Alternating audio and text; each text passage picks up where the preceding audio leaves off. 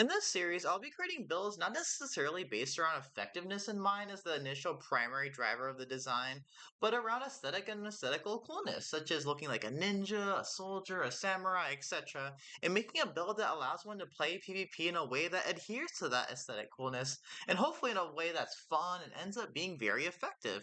Believe it or not, you can actually have fun in Destiny 2, and this series will be all about fun. But hopefully the disgusting, foul, poopy, gross, yucky, Ellen, armor char system does goes away so people guys can enjoy a much wider range of off-meta build options that are nonetheless effective.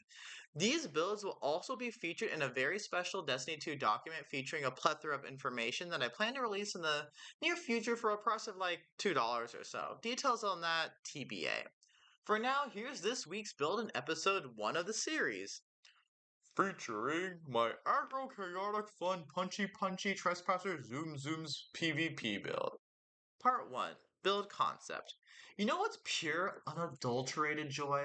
Going to Taco Bell, buying yourself a feast of food for $10, then stripping yourself naked, slathering the fine Mexican cuisine goodness all over your body, and tackling people at Chipotle and force-feeding the Doritos Loco Taco shell bits scattered across your stomach and making them suck out the beans inside your belly button, if God designed you to have such abilities. Fortunately for my lawyer, I wouldn't be caught dead inside a Chipotle, but I can do the next best thing.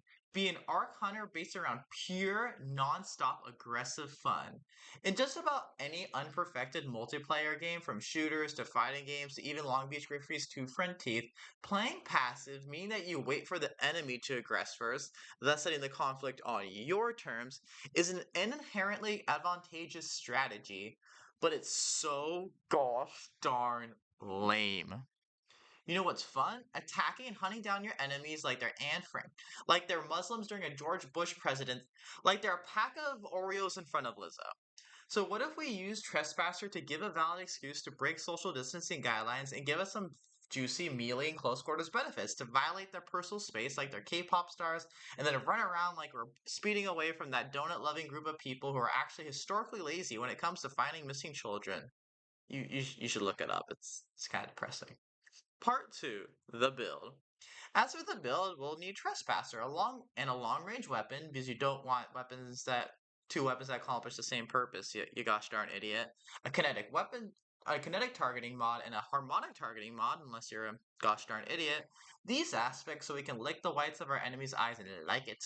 A kinetic reloader, because you don't want to waste precious repaint buff time, or you could just equip some nonsense stowed weapon buff if you have Gwyneth Paltrow level intelligence as well. Part 3 The Pros. After vigorous playtesting, aka having a mostly good time with sixes, the pros were as obvious as they had appeared initially. The occasional ravenous kill streak pop off via the repentant buff on Trespasser and being an 8-year-old charged up on prime energy garbage unleashed on the battlefield in a deadly game of electronic tag after getting that first melee kill via amplified. On maps where one has plenty of room to run around and cover slash buildings to dart in between to avoid being easily honed in on and mowed down by longer range weapons, there is tangible pop-off potential via both Trespasser and Arc melee shenanigans. This is primarily enabled by the lower skill level of 6s though, and the chaotic nature of 6s making one individual opponent harder to track. Part 4, the cons. So there are a lot of cons. To utilize a sidearm effectively, one needs to be in, of course, sidearm range, close quarters, but not too close quarters to avoid getting annihilated by the extremely original and very uncommon Destiny 2 PvP shotgun aficionado. My beloved Drang has Rampage, which allows me to night-night the first enemy, then choose to push forward or maintain current distance to engage the second enemy with a damage boost without reloading. Reload after kill buffs can be very potent for weapons and last short buff times that enable safe disengagement and re-engagement due to the effective engagement distance being the same and the action following the natural flow of the weapon, like a pulse rifle, but is a huge issue for close range weapons such as a sidearm.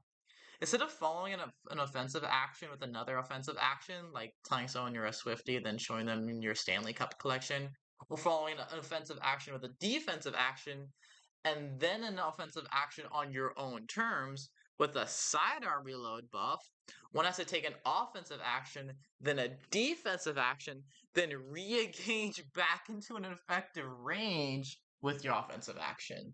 If that makes sense, hopefully. And to make matters worse, with Trespasser, one has a very limited time to use the Repentant Super Burst after that reloads post kill.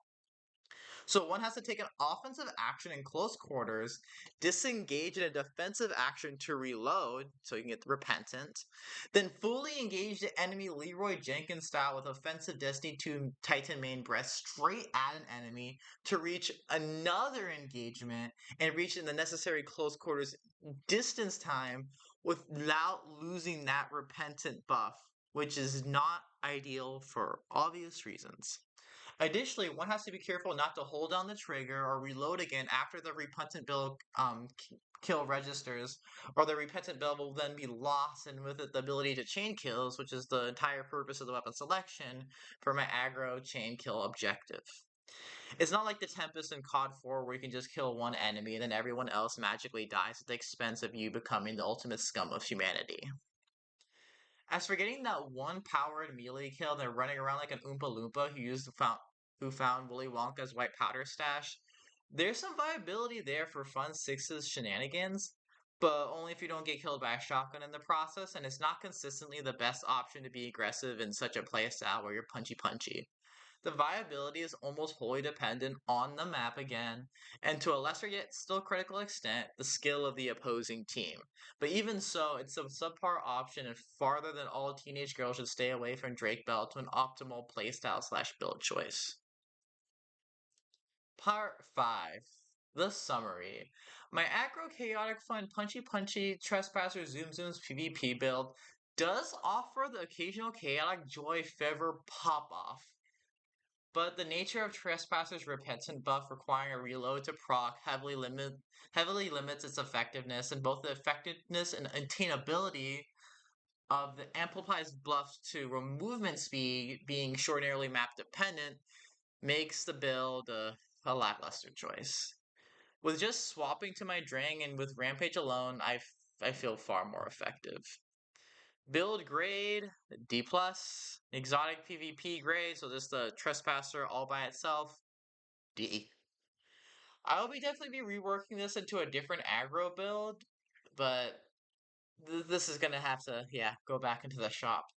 Thanks for watching. The next video in this series will be all about Void Stealth, as this video was initially supposed to be.